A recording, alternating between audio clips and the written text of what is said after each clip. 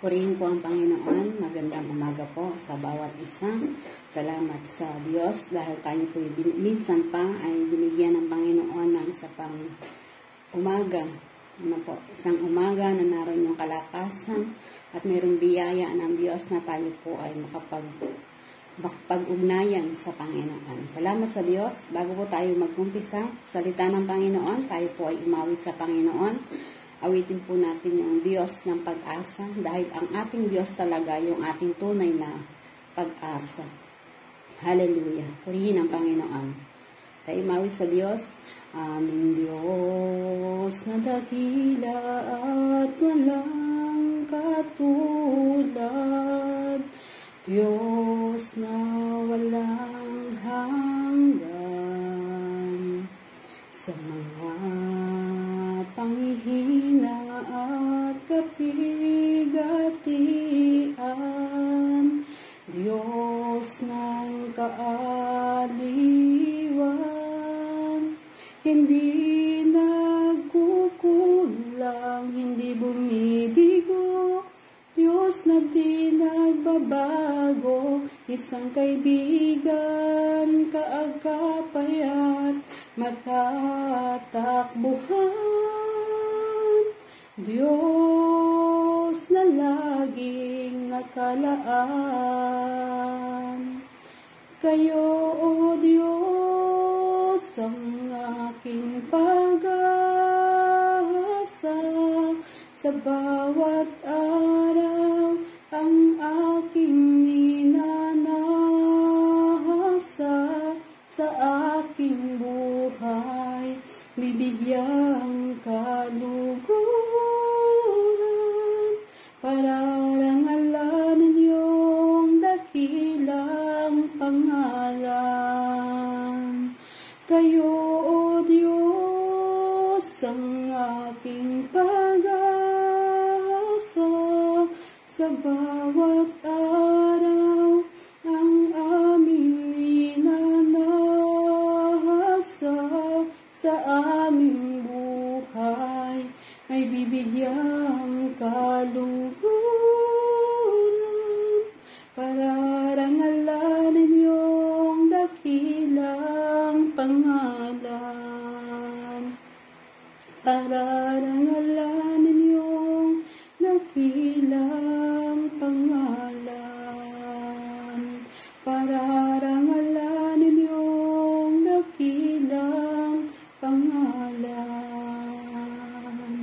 Hallelujah, hallelujah, hallelujah. Purihin kayo, Panginoon. Purihin kayo. Kayo na Diyos na aming pag-asa.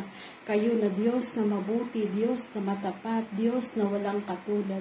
Purihin kayo, O Diyos. Hallelujah, hallelujah, hallelujah. Marapat po kayo, Panginoon, sa pagluwalhati, sa pasasalamat sa umagang ito. Minsan pa, Panginoon, binigyan niyo kami, O Diyos, ng pagkakataon na kami, O Diyos, ay makipag-ugnayan sa inyo, na mayroon lakas, na may pag-asa, na may magagawa po kami, may magagawa kayo, Panginoon, O Diyos, dahil kasama namin kayo, kami ay magtatagumpay, Panginoon, sa buhay na ito, sa aming gagawin, Panginoon, sa pakikipagbaka namin, O Diyos, sa mundong ito. Kayo yung aming pag-asa. Dahil pag-asa namin kayo, Panginoon, kami ay magtatagumpay. Salamat po sa inyo, O Diyos. I-bless po ninyo, Panginoon, ang umagang ito sa aming pag-aaral ng inyong mga salita. Kasihan po ninyo kami, Panginoon, ng inyong pong kapangyarihan. At kayo yung kumilos, O Diyos, Banal Espiritu Santo. Ang pangunguna po ninyo, Panginoon, ay amin pong hinihiling, O Diyos. Salamat po, Panginoon, sa bawat isa na nakikinig, Panginoon, ng FB Live na ito, Panginoon. Kayo po yung patuloy na kumilos, O Diyos. Saan man lugar, Panginoon, sa Pilipinas, sa ibang bansa, Panginoon, sa mandako ng mundo, O Diyos, ang nakikinig, O Diyos, nanonood ng inyong mga salita, kayo po, Panginoon, yung kumilos. Bigkisin niyo po kami, Panginoon, ng isang pag-ibig, isang espiritu na nagmumula po sa inyo, at kayo yung patuloy na magbuklod sa amin, Ama. Purihin kayo, O Diyos, sa pangalan ni Jesus. Amen. Salamat sa Panginoon. Mapagpalang umaga po sa bawat isa. Ang FB Live po natin ngayon ay mula po dito sa Marinduque, sa pangunguna po ni Pastora Rebecca Masaredo Quijada. Ako po si Pastora Linda Grimaldo Laylay. Kaya salamat sa Panginoon. Ang Diyos po ay mabuti. Salamat sa Diyos. Hallelujah. Purihin ang Panginoon. Makipagbukas po kayo sa akin sa aklat po ng Awit, chapter 91. Tayo po magbasa ng salita ng Diyos. Sabi po dito sa aklat po ng Awit, chapter 91. Siyang naghahangad ng pagkupkop ng kataas-taasan at nananatili sa kalinga niyong makapangyarihan, makapagsasabi sa kanyang Panginoon, muog katahanan, ikaw ang aking Diyos, ang Diyos na tangi kong pinagtitiwalaan. Hallelujah. Salamat sa Panginoon. Sabi dito sa English, He who dwells in the secret place of the Most High shall abide under the shadow of the Almighty. I will say of the Lord, He is my refuge and my fortress, my God, in Him I will trust. Sabi po dito, ang Psalms chapter 91 ay sinulat po ni Moises. Dahil ang aklat po ng awit, alam naman po natin, napakarami po ng ang sumulat ng aklat ng awit. Hindi lang basta si David, hindi lang si Solomon, hindi lang si Moises, kundi mas marami pa ang sumulat na aklat po ng awit. At ang awit po, chapter 91, ay, sabi dito ay mayroong 4 na bahagi. Yung una, sabi dito ay confession of confidence in the law. Isang bahagi ng Psalms chapter 91. Pangalawa, assurance that those who trust in the Lord need not fear. Hindi daw po kailangang matakot yung lahat na nagtitiwala sa Panginoon. Pangatlo, promises of God's protection to the coming one. At pang-apat, description of God's protection of the coming one. Nagpapakita po ito kung papaano ililigtas ng Diyos yung tagapagligtas, yung Misaya. At yun ay pangako ng Panginoon. Ano po? Salamat sa Diyos. Sabi po dito sa ating binasa sa Psalms chapter 91 verse 1. Yung He who dwells, ano po, siya na naghahangad ng pagkukop ng kataas-taasan. He who dwells in the secret place of the Most High. Ano po yung secret place? Sabi po dito, secret place. At ang nakakaalam lamang po ng secret place, syempre, yung mga taong malapit doon sa Panginoon. Yung lahat na nakakaalam, sabi dito ay, siya yung naghahangad ng pagkupkop ng kataas-taasan. At sabi doon ay, siyang, he who dwells in the secret place, siya nananahan doon sa secret place. Ano po? Sabi doon ay, alam niya kung nasaan yung secret place. Yung presensya ng Panginoon. Siya lang yung nakakaalam kung saan matatagpuan yun. Siyempre po, kung nakakaalam nun, yung mga taong malapit sa Diyos. Yung presensya ng Panginoon, nalalaman niya kung nasa saan ito. At ito po yung secret place. Ito yung secret place ng mga Kristiyano. Na pagka tayo dumaraan doon sa maraming pinagdaraanan natin, alam mo kung hanggang saan, kung saan ka pupunta, at yung secret place ng Panginoon. Ano po, yung kalinga ng Panginoon, sabi doon ay yung presence of God. Sabi doon, yung Most High, secret place of the Most High. Doon makikita yung God's majesty. Yung kadakilaan ng Panginoon, makikita mo doon sa secret place. Sabi doon sa Psalms chapter 27, verse 5.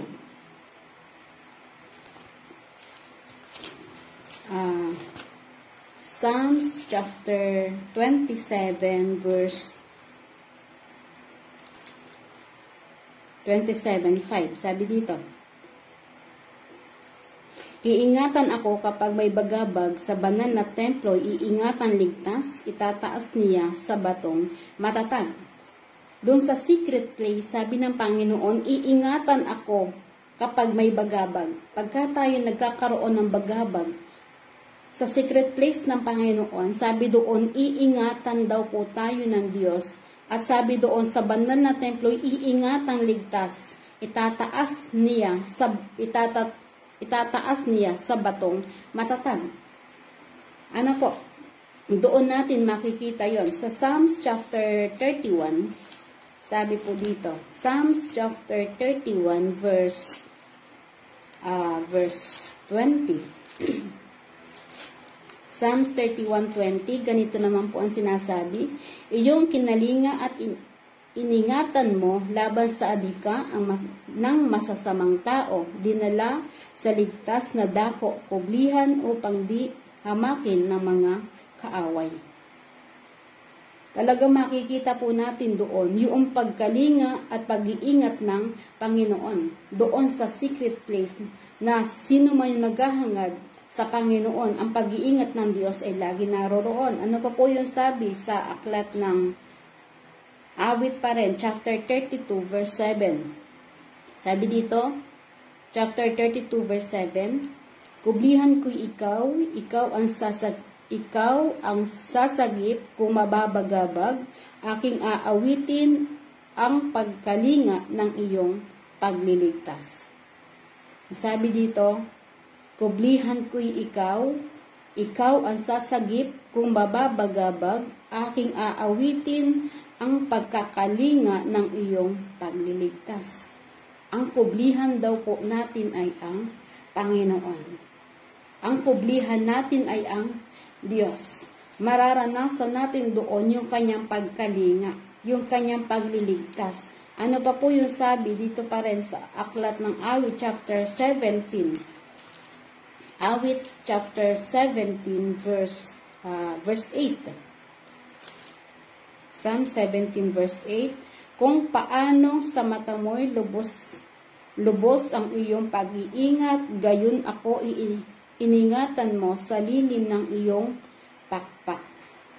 Purihin ang Diyos. Sabi dito, kung paano sa mata mo'y lubos ang iyong pag-iingat, gayon ako iningatan sa lilim ng iyong pakpak. Talagang napakabuti ng Diyos. Yung pag-iingat ng Panginoon ay naroroon. At mararanasan natin yung pag-iingat at ang pagkalinga ng Diyos doon sa presensya ng Panginoon. Sa presensya ng Diyos, sabi doon, mararanasan natin yung mga bagay na sa mundong ito, hindi po natin mararanasan. Tanging sa presensya lang ng Panginoon, mararanasan yung mga pagkalinga, yung pag-iingat, yung pagkukup. Kaya salamat sa Panginoon. Kaya sabi doon, in the presence of God, there is a secret place. Yung secret place. Kaya nasain po natin lagi na hanapin yung secret place. At yun ay nadoon sa presensya ng Panginoon. Sabi doon ay, sa secret place ng Panginoon, sabi doon na shall abide. Ano po? Shall abide under the shadow of the Almighty. Ano po sabi doon? Oy, mananatili sa kalinga niyong makapangyarihan. Mananatili. Kaya salamat sa Diyos. Ano po yung sabi doon? John chapter 17. John chapter 15, John chapter 15 verse 7, sabi dito, kung mananatili kayo sa akin at mananatili sa inyo ang mga salita ko, hingin ninyo ang inyong maibigan at ipagkakaloob sa inyo. Salamat sa Diyos. Sabi doon ng Panginoon, kung mananatili kayo sa akin at mananatili sa inyo ang mga salita ko, ang pangako ng Diyos, hingin ninyo ang inyong maibigan at ipagkakaloob sa inyo. Ano mang bagay na hilingin daw po natin sa Panginoon kung tayo'y mananatili sa Kanya. Kahit ano, kung tayo'y mananatili sa Panginoon, sabi doon, abide under the shadow. Kung tayo'y mananatili tayo nakakabit sa Panginoon, ay anumang hingin natin sa Panginoon, ipagkakaloob ng ating Diyos, dahil ang Diyos ay tunay na napakabuti. Sabi dito sa verse 2, Kung tayo daw po'y mananatili sa Panginoon na naghahangad ng kanyang pagkalinga, mananatili sa Panginoon, masasabi natin, sabi dito, makapagsasabi sa kanyang Panginoon, moog katahanan, ikaw ang aking Diyos, ang Diyos na tangi kong pinagtitiwalaan. Masasabi natin sa Panginoon, He is my refuge, He is my fortress. Masasabi natin sa Panginoon, sabi dito ay, siya yung ating security, siya yung ating tanggulan, siya yung ating tagapagligtas, siya yung ating muog, siya yung ating tagapagtanggol. Pag tayo po nagnanasa lagi na hanapin yung secret place, yung presensya ng Panginoon, masasabi natin sa Diyos, siya talaga yung ating muog. Masasabi natin sa Panginoon, Lord, salamat sa inyo dahil kayo yung aking tagapagtanggol. Lord, salamat sa inyo dahil kayo yung nagbibigay sa akin ng tagumpay, kayo yung nag-iingat sa akin. Salamat sa Diyos. Hallelujah. Purihin ang Panginoon. Siya yung sabi dito ay siya yung ating kuta. Ano po? At sa kuta ng Panginoon, sa muog ng Panginoon, sabi dito mayroong strong security. Na tayo po laging nagtitiwala sa Panginoon. Kaya salamat sa Diyos. Sabi dito, kung makikilala mo ang kinakapitan mo, hindi ka mag-aalinlangan. Kung kilala po natin yung ating tinatawagan, kung kilala natin yung ating kinakapitan, kung kilala natin yung ating inaasahan, hindi po natin kailangang mangamba. Ang sabi ng Panginoon sa Proverbs chapter 3 verse 5, sabi doon, trust in the Lord with all your heart and lean not unto your own understanding. Ano po, sabi doon, ang tiwala daw po natin ay sa Panginoon. Kaya salamat sa Kanya, ang Diyos ay mabuti. Ang tiwala natin, ang pag-asa natin, lagi nating ilagay sa Diyos. Ano po? Upang tayo patuloy na magtagumpay. Hindi po tayo magtatagumpay kung tayo po magtitiwala lang ay sa ating mga sarili. Ang sabi po dito, masasabi natin sa Panginoon, sabi dito, ikaw ang aking Diyos, ang Diyos na tangi kong pinagtitiwalaan.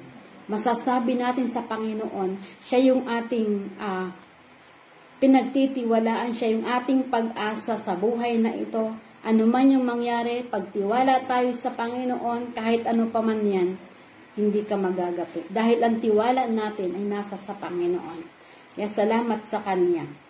Ang sabi dito, pag ang tiwala po natin ay nasa Panginoon, sabi dito sa verse 3, ika'y ililigtas niya sa panganib, sa umang nabitag, at kahit anumang mabigat na salot, di ka magdaranas.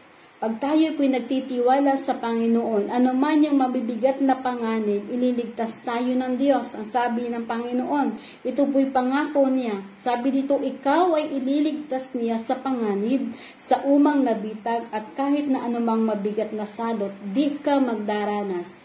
Pansinin po natin, ang pangako ng Panginoon, pag tayo nagtitiwala sa Diyos, umaasa sa Panginoon, ano man yung mangyari, sabi dito ay yung mga fowler, yung mga pestilence, yung mga peste, mga salot, di ka magdaranas. Tingnan po natin yung nangyari sa bansang Israel.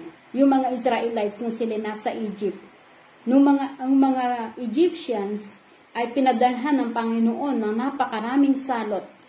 Napakabibigat na salot. Pero yung mga Israelita na naroon, na nagtitiwala sa Diyos, talagang kahit isa doon sa mga salot na pinadala ng Panginoon doon sa bansang Ehipto, hindi nila naranasan yun. Samantalang naroon lang sila sa isang bansa, isang lugar yung kanilang tinitirahan, pero naroon yung pagkalinga ng Panginoon sa kanila. Naroon sila sa lugar ng Goshen. Sa paligid ng lugar ng Goshen, naroroon yung napakatinding salot. Pero iningatan ng Panginoon yung kanyang bansa, yung kanyang mga anak. Kaya salamat sa Diyos. Ang Diyos ay mabuti. Sa pagtitiwala natin sa Panginoon, hindi natin mararanasan yung ano pa mang gawa ng kaaway. Dahil mayroon tayong protection. Yung Panginoon, yung banal na Espiritu, ang nag-iingat, kumukupkop sa bawat isa. Sabi pa dito, lulukuban niya sa lilim ng kanyang malabay na pakpak. Sa kalingan niya ay nakatitiyak mo na ikaw ay ligtas. Iingatan niya at ipagsasanggalang pagkat siya ay tapat. Nakakaasa tayo dahil ang Diyos natin ay tapat. Yung kanyang feather, yung kanyang wings, naririyan lagi. Ano po? Sabi dito, Psalms chapter 61.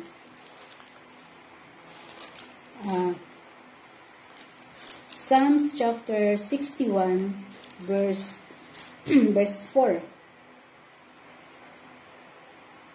Psalm 61, verse 4. Tulutan mo ako na sa iyong tolda, habang nabubuhay ay doon tumira sa lilim ng iyong bagwis na matatag. Ingatan mo ako ng upang maligtas. Sabi ng Panginoon, sabi dito ni Haring David, tulutan mo ako na sa iyong tolda habang nabubuhay at doon tumira sa lilim ng bagwis na matatag. Ingatan mo ako upang maging ligtas. Kaya salamat sa Diyos. Ang Diyos ay mabuti. Sabi pa dito, Psalm 63 verse 7. Psalms chapter 63 verse 7. Sabi dito, pagkat ikaw sa tuwina ang katulong na malapit, sa lilim ng iyong pakpak, galak akong umaawit. Talagang naroroon in the presence of thy wings, mararanasan yung tunay na kaligtasan. Kaya salamat sa Diyos. Sabi doon, ang Diyos ay mabuti. Yung sabi doon, yung shield. Ano po? Yung shield and buckler, sabi doon, yung complete protection from all harm. Complete protection ang mararanasan pag naroon ka sa presence ng Panginoon, doon sa secret place ng Panginoon. Yung kumpleto, ano po, yung sabi nga doon ay yung full armor. Mararanasan mo yun mula ulo hanggang talampakan, mararanasan mo yung proteksyon ng Panginoon. Pagka naroroon siya, talagang mayroong shield. Yun ang shield natin ay ang Diyos. Yun yung banal na spirito nagtatanggol sa bawat isa sa anumang panganib. Ano po, sabi ng Panginoon dito, sa anumang panganib, ikaw ay ililigtas, ipagsasanggalang pagkat siya ay tapat. Dahil ang Diyos na ating pinagtitiwalaan ay tapat. Hindi po tayo nanganganib, hindi tayo maaano. Dahil ang Diyos na ating pinagkakatiwalaan ay tapat, hindi tayo maaano. Lagi siyang naririyan.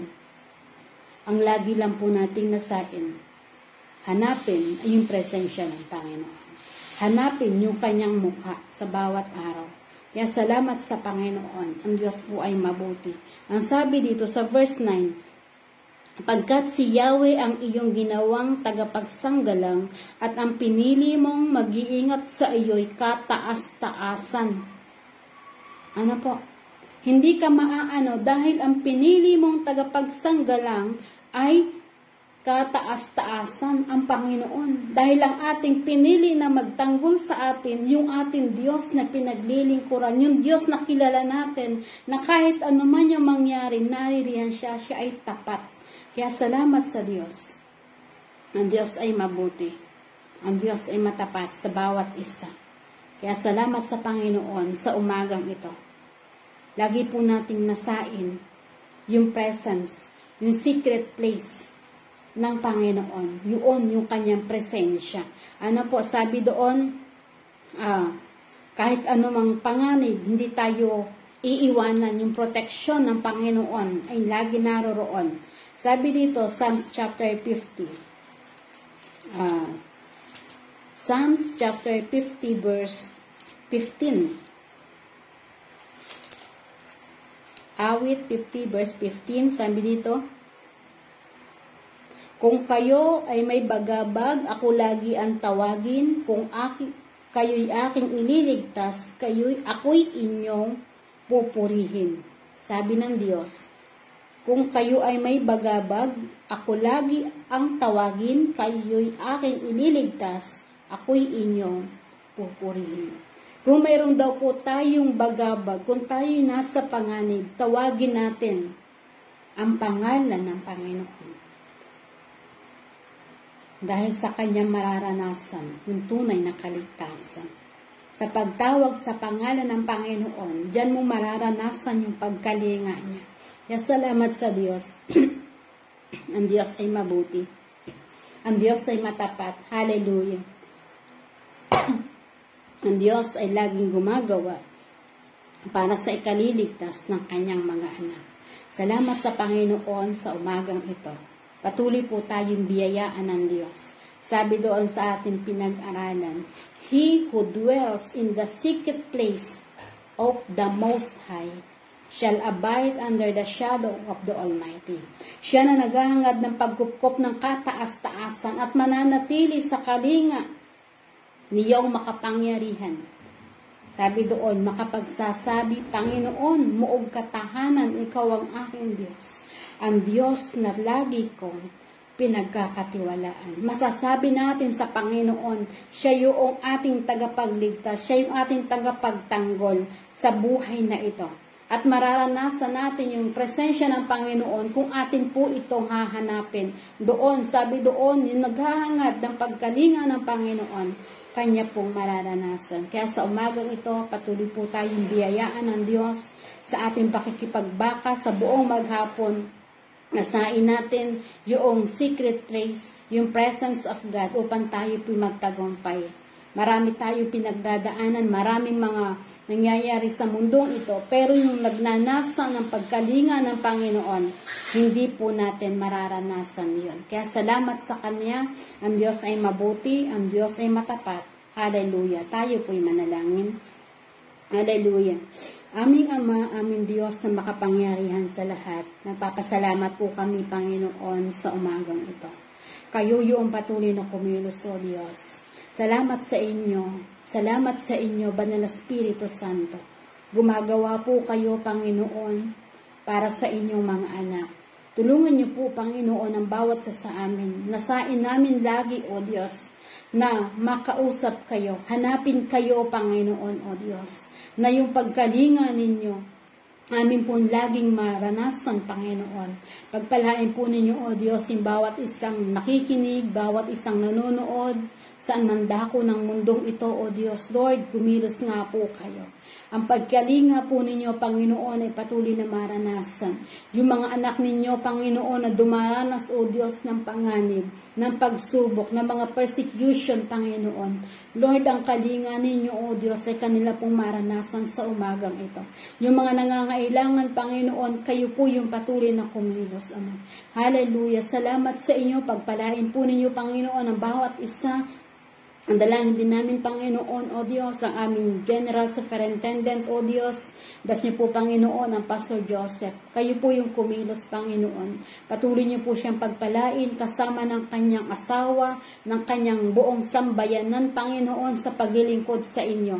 Patuloy po ninyong katagpuin, O Diyos. Sa lahat ng mga lugar na kanyang pinupuntahan, yung bawat pagmimisyon, Panginoon, O Diyos, Lord, kayo po yung patuloy na gumawa. Ang protection po ninyo, Panginoon, at sa lahat ng mga pangangailangan, kayo po yung mag-provide. Salamat sa inyo, pagpalain po ninyo, O Diyos. Hallelujah. Bless nyo rin, Panginoon, ang Bible School, yung mga teachers, yung mga estudyante, kayo po yung patuloy na magpala. Bless nyo yung lahat ng mga pastor, lahat ng mga manggagawa, lahat ng mga church, Panginoon. Hindi lang dito sa Pilipinas, O Diyos, hanggang sa ibang bansa. Pagpalain po ninyo, Panginoon. Hallelujah. Kayo po yung patuloy na kumatagpo. Kayo ay Diyos na mabuti. Kayo ay Diyos na matapat. Sinabi ninyo, Panginoon, hindi nyo kami iiwan. Kayo na Diyos na aming pinagkakatiwalaan dahil kayo ay tapat, O Diyos. At lahat ng tumatawag sa inyo, Panginoon, hindi nyo, Panginoon, itataboy. Kaya salamat sa inyo sa umagang ito, ang pagkalinga at ang pagkilos ninyo, Panginoon, ay lagi po naming ninanasa.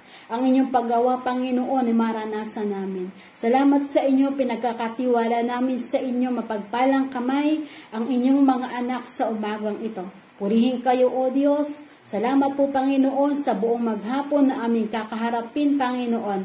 Pagkilos, pagsama, pagtatagumpay ang aming pong hinihiling dahil tapat kayo, Banal Espiritu Santo. Salamat po, Panginoon. Luwalhatiin kayo, O Diyos, sa inyong kapurihan sa pangalan ng aming Panginoong Jesus. Amen. Amen. God bless po sa bawat isa. Pagpalain po tayo lahat ng Panginoon. Magandang umaga po.